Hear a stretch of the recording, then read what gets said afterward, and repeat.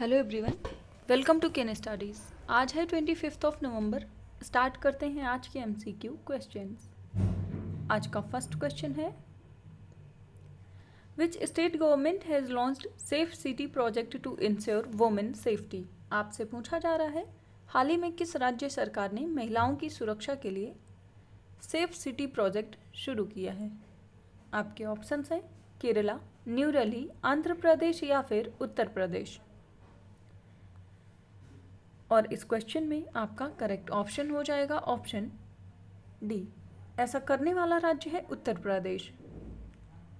आप यहाँ देख सकते हैं, the step is for enhancing surveillance through CCTV at the entry and exit points of 17 municipal corporations as well as at government and non government schools, colleges, madrasas and universities in Gautam Buddh नगर.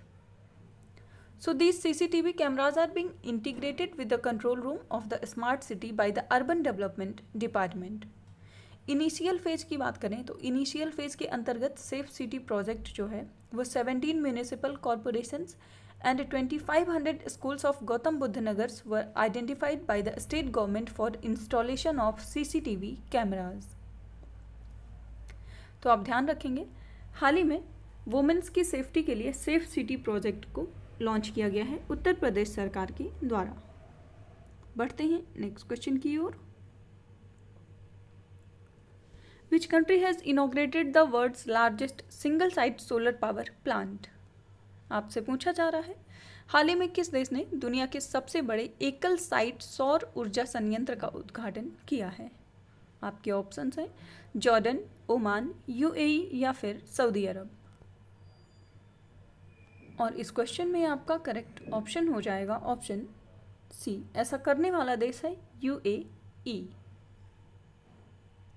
आप यहाँ देख सकते हैं, the United Arab Emirates has inaugurated the world's largest single site solar power plant ahead of upcoming United Nations climate change conference. The 2 gigawatt Al Dhafra solar photovoltaic independent power project is located 35 kilometers from Abu Dhabi city and will generate enough electricity to power almost 2 lakh homes. So the plant is expected to displace 2.4 million tons of carbon emissions annually. बढ़ते हैं next question की ओर. The OneWeb project can be best described as which of these. आपसे पूछा जा रहा है, OneWeb project को सबसे अच्छे तरीके से किन ऑप्शंस के माध्यम से वर्णित किया जा सकता है.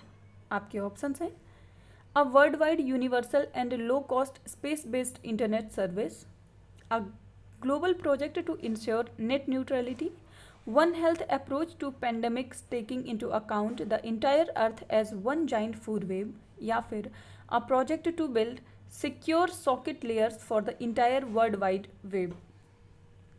आपसे पूछा जा रहा है, वन वेब प्रोजेक्ट को आप कैसे डिस्क्राइब कर सकते हैं. और इस क्वेश्चन में आपका करेक्ट ऑप्शन हो जाएगा option A, a world wide universal and low cost space based internet service. आप यहाँ देख सकते हैं. वन वेब के बारे में बात करें तो it is a satellite based network that aims to provide high speed, low latency, space based internet connectivity world wide. And it is a collaboration between the UK based OneWeb group and the Indian Space Research Organisation in partnership with the New Space India Limited. In 2023 ISRO's heaviest and most powerful rocket, जिसका नाम है LVM-3 या LV Mark 3, put 36 OneWeb satellites into orbit, and OneWeb constellation consists of a network of 588 active satellites placed in 12 rings of 49 satellites each. So the satellites are placed in the low Earth orbit. आप ये ध्यान रखेंगे, ये collaboration है UK based OneWeb group और इसरो के मध्य. बढ़ते हैं नेक्स्ट क्वेश्चन की ओर.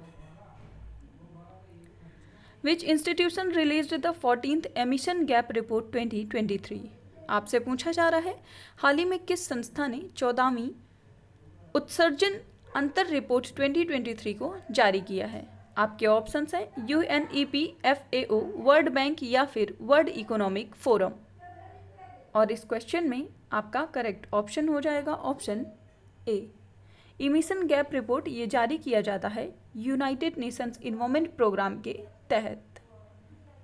आप यहाँ देख सकते हैं the 14th emission gap report 2023 was released by the United Nations Environment Program.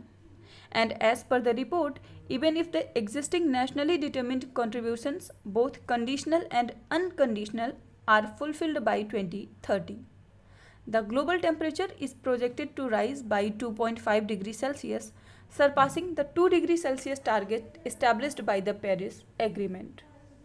तो आप ध्यान रखेंगे इमिशन गैप रिपोर्ट का ये 14th एडिशन है। बढ़ते हैं नेक्स्ट क्वेश्चन की ओर। Recently AWE mission was in the news. It is launched to study which one of the following. आपसे पूछा जा रहा है हाल ही में AWE मिशन चर्चा में था। आपको बताना है कि ये किस चीज़ के अध्ययन से संबंधित है या किस चीज़ के अध्ययन के लिए इसको लॉन्च किया गया है। और इस क्वेश्चन में आपका करेक्ट ऑप्शन हो जाएगा ऑप्शन डी। ये संबंधित है स्पेस वेदर से। आप यहाँ देख सकते हैं NASA is set to launch the atmospheric waves experiment to study air glow to understand space weather, and it is first of its kind NASA's experimental attempt aimed at studying the interactions between terrestrial and space weather.